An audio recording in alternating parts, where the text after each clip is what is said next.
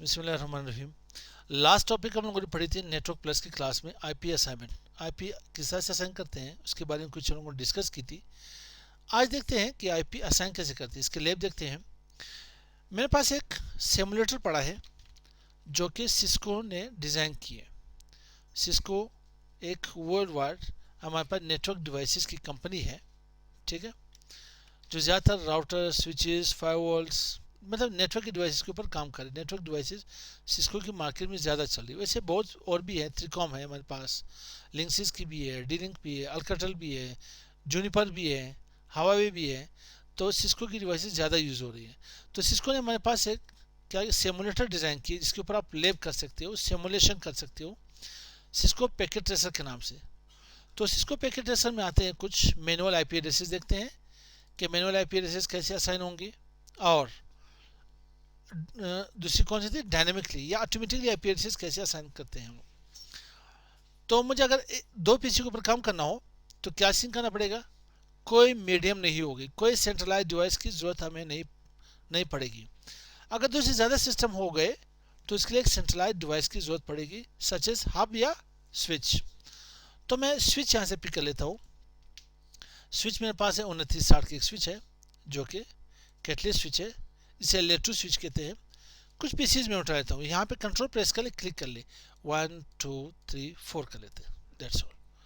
अब ये मेरे पास डिफरेंट डिवाइसेस है नहीं, तो इसके लिए मुझे क्रॉस केबल लगाना पड़ेगा। क्या नाइस स्टेट्स, क्यों जल्दी मांगे आप लोग, कौन सी cable, state cable.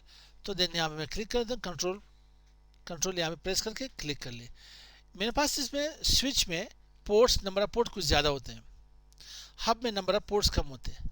Switch intelligent है, हब नॉन इंटेलिजेंट है। स्विच क्यों इंटेलिजेंट है, क्योंकि इसमें मैक एड्रेस लर्न होती है और जिसकी एक टेबल बनती है उसे मैक टेबल कहते हैं। स्विच ना आईपी को जानता है ना मैक को, सॉरी हब की बात हो रही, ठीक है।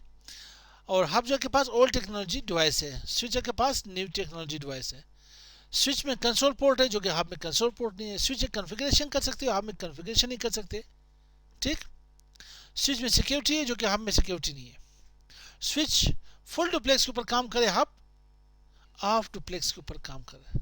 चलो आते काम स्टार्ट कर लेते हैं। 0x1 फास्ट इथरनेट 0x1, यहाँ पे मेरे पास फास्ट इथरनेट 0। फास्ट इथरनेट ये है कि कंप्यूटर की जो लैन कार्ड है इसकी जो पोर्ट है वो फास्ट इथरनेट है, स्विच की भी जो पोर्ट है वो फास्ट इथरनेट की। इट मीन्स दोनों 10 मेगाबिट्स पर सेकंड डेटा सेंड कर सकते हैं। तो यहाँ पे फास्ट इथरनेट 0x2, यहाँ पे 0x3, यहाँ पे 0x4, ठीक है। तो यहाँ पे करना, मुझे क्या करना पड़ेगा, मुझे यहाँ पे आज के लिए मैनुअली आईपी एड्रेसेस असाइन करनी पड़ेगी। कौन सी, मैनुअली है कि आईपी कौन सा असाइन करते हैं। चलो आते हैं, कोई किस क्लास की आईपी ले ले, क्लासिक की। चलो क्लासिक 192.168.1.0 कर लेता हूँ, /24 कर लेता हूँ, क्योंकि बाकियों को सबनेटिंग समझ नहीं आएगी। चंद यहाँ पे सीसी वाले भी बैठे हुए हैं, उन्हें समझ आ जाएगी। मुझे अगर 4 पीसी लेने हो तो मैं यहाँ पे स्लैश क्या कर सकता हूँ, /29 कर सकता हूँ। इसमें कितने होस्ट होंगे, 8, याद रखे, 25 26 27 28 29, 32 नेटवर्क हो गए 8 के हिसाब से, मतलब 6 मुझे होस्ट आ गए तो कंप्लीट हो जाएंगे। लेकिन सीन खराब नहीं करना है, /24 कर लेता हूँ यहाँ पे फिलहाल के लिए। तो मैं आईपी असाइन कर लेता हूँ, डेस्कटॉप आईपी कॉन्फ़िगरेशन, ये मैनुअली है, स्टैटिक बोले तो मैनुअली 192.168.1.1। सबनेट मास्क क्या होगी, 2FF.2FF.2FF.0। सेकेंड में जाना पड़ेगा। आईपीआई के पास एक यूनिक आइडेंटिफायर नंबर है जो कि डेसिमल फॉर्मेट में, ये आईपी आपको दोबारा नहीं देनी पड़ेगी। 192.168.1.2 टैब प्रेस कर ले, सबनेट मास्क ऑटोमेटिकली आ जाएगी। 192.168.1.3, 192.168.1.4। अब इसे चेक करना हो, मैं यहाँ पे लिख सकते हो लेबल करके 192.168.1.1। इसे आप कंट्रोल पकड़ के कंट्रोल प्रेस करके ड्रैग कर ले, सिर्फ यहाँ पे 2 कर ले और यहाँ पे 3 कर ले, यहाँ पे 4 कर ले। अब इन्हें चेक करने के लिए मैं ये 4 सिस्टम को फर्स्ट के साथ कम्युनिकेट करना चाहता हूँ, ठीक है। ये इसके साथ कम्युनिकेशन करना चाहता है, तो सबसे पहले आपको आना पड़ेगा कहाँ पे, कमांड प्रॉम्प्ट, बोले तो MS DOS। मुझे सबसे पहले अपनी IP चेक करनी है। How to check your own IP address, IP config, मतलब IP की कन्फिग्रेशन मुझे चेक करनी है। IP कन्फिग्रेशन कोई स्पेस नहीं देनी पड़ेगी, एंटर कर ले तो आपके पास fast ethernet connection, default ports, IP version 6 address आपके पास आ रही है ऑटोमेटिकली, लिंक लोकल की।